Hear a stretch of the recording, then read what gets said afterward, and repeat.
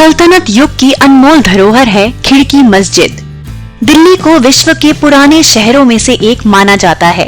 प्राचीन नगर होने के कारण दिल्ली का इतिहास बहुत पुराना है। इसमें अनेक शासकों का शासनकाल देखा है। खिलजी और तुगलक के बाद मुगलों ने इस पर राज किया। पुरातात्विक दृष्टि से दिल्ली में अनेक ऐतिहासिक इमारतें और किले हैं जो भारतीय इतिहास की जीवंत निशानियां हैं। लेकिन पिछले 10 वर्षों में राजधानी के करीब 6-7 ऐतिहासिक स्मारक इतिहास की किताबों में ही सिमट कर रह गए हैं। लोगों द्वारा अतिक्रमण होने से कई ऐतिहासिक स्मारकों का वजूद मिट सा गया है।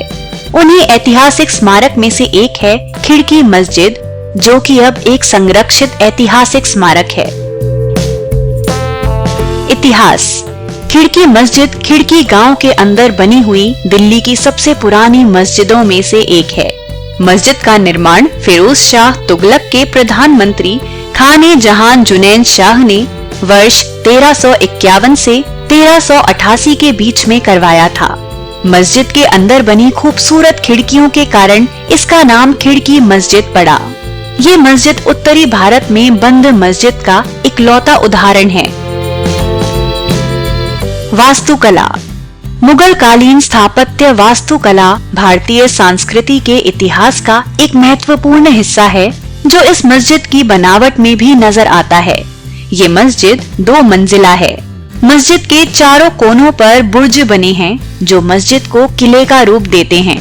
दोनों दरवाजों पर मीनारें बनी हैं।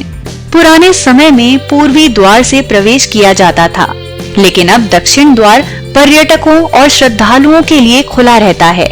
इमारत पर कई गुंबद बने हैं, जो अब लगभग ध्वस्त हो चुके हैं। मस्जिद को बनाने में लाल बलुआ पत्थरों का इस्तेमाल किया गया है। ये पूरा निर्माण कुछ सीढ़ियों ऊंचे चबूतरे पर खड़ा है। इन चबूतरे की नींव में कोठरियां बनी हुई हैं। खिड़की गांव की वर्तमान स्थिति। खिड़की मस्जिद के इलाके आबाद होने से आज वो साधन विकास, साकेत जनपद केंद्र व जिला न्यायालय से जुड़ गया है। भारतीय पुरातत्व सर्वेक्षण विभाग का कहना है कि मस्जिद में कुछ शरारती लोग नमाज पढ़ने लगे थे, जिसके बाद खिड़की मस्जिद में नमाज न पढ़ने के लिए गांव वालों ने हस्ताक्षर अभियान शुरू किया। नियमों के मुताबिक संरक्षित स्मारक जिसे पुरातत्व विभाग देख रहा हो, वहां पर नमाज पढ़ना या किसी तरह का काम करना निषेध है। हालांकि जर्जर हो चुके स्मारकों में संरक्षण के काम के लिए गांव वालों ने भारतीय पुरातत्व सर्वेक्षण ASI को पत्र लिखा था, लेकिन संरक्षण कार्य शुरू नहीं हुआ। मस्जिद के आसपास रहने वाले निवासियों का कहना है कि गांव के इन स्मारकों के आसपास ही हमारा बचपन बीता है और यहाँ विदेशी सैलानी भी आते हैं, जिससे लोगों की रोजी रोटी भी चलती है। ऐसे में इन स्मारकों की देखरेख करना गांव के लोगों की भी जिम्मेदारी है। गांव के निवासी अब खुद ही स्मारकों की चौकीदारी करते हैं।